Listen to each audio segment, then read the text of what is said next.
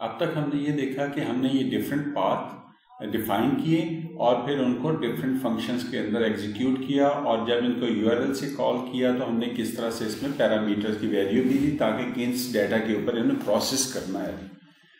JavaScript में एक और आसान तरीका है जिसके ज़रिए हम ये वाले पाथ डिफाइन कर सकते हैं। अगर ये एक ही तरह के पाथ हो एक पैटर्न के, तो हम एक जेनेरिक किस्म का भी फंक्शन डिफाइन कर सकते हैं। उसमें हम कहते हैं डॉट गेट, फॉरवर्ड स्लैश डालने के बाद यहां पर हम कॉलन डालते हैं और यहां पर लिख देते हैं नेम कॉलन एक्स, फिर फॉरवर्ड स्लैश कॉलन वाई।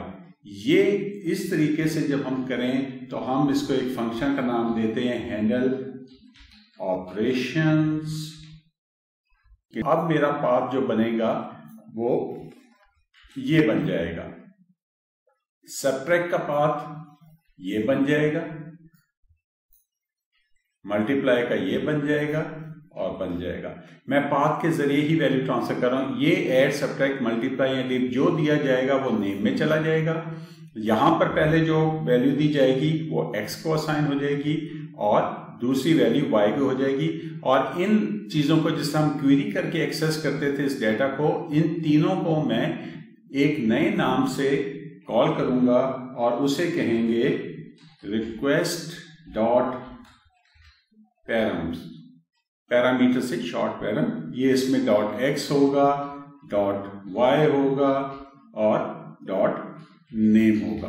और इसे हम डी स्ट्रक्चर करके देख लेंगे। डी स्ट्रक्चर करने के लिए मैं लिख दूंगा लेट, जो ऑपरेशन का नाम मैंने रखा है नेम एक्स और वाई, और ये होंगे असल में ब्रैकेट्स के अंदर, और इसे मैं लिखूंगा equal request dot param, query की तरह ये।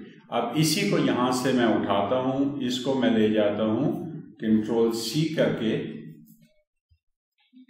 यहां पर लिख देता हूं, और ये जो वैल्यूज मेरे पास आ रही हैं वो मैं यहां लिखता हूं, और इन फंक्शंस के लिए मैं इसे यूज करूंगा। अब मैं लिखूंगा फंक्शन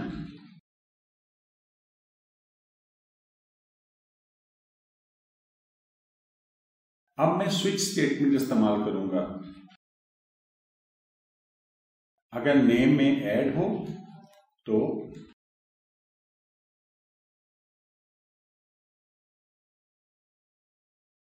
अब इसको मैं रिप्लेस कर दूंगा पैरामीटर से। इन तमाम को मैं डिलीट कर दूंगा। एक करेक्शन कि यहां से जो मैंने शिफ्ट किया ये यहीं पर आएगा ताकि ये नेम काम करता रहे। अब दोबारा से मैं अपने सर्वर को चलाऊंगा, यहां पर जाके नए तरीके से वैल्यू दूंगा। कौन सा ऑपरेशन ऐड करना चाहता हूं, एक्स की वैल्यू क्या है 10 है, वाई की वैल्यू 20 है, एंटर किया 30 आ गई। अब यहां पर मैंने दूसरी वैल्यू दी, इसे एक ऑपरेशन का मल्टीप्लाई करें 200 आ गया। यानी कि जो यहां पर रिक्वेस्ट आएगी वो रिजॉल्व इस तरह होगी इस फंक्शन के पास जाके। ये फंक्शन नेम का पैरामीटर लेगा जो कि ऑपरेशन डिफाइन कर रहा होगा, जो ऑपरेशन दिया होगा उसके मुताबिक रिस्पेक्टिव ऑपरेशन या फंक्शन कॉल होगा। उस फंक्शन में अब क्वेरी के बजाय मैं पैरामीटर से वैल्यू ले रहा हूँ और प्रोसेस करके रिजल्ट वापस भेज रहा हूँ।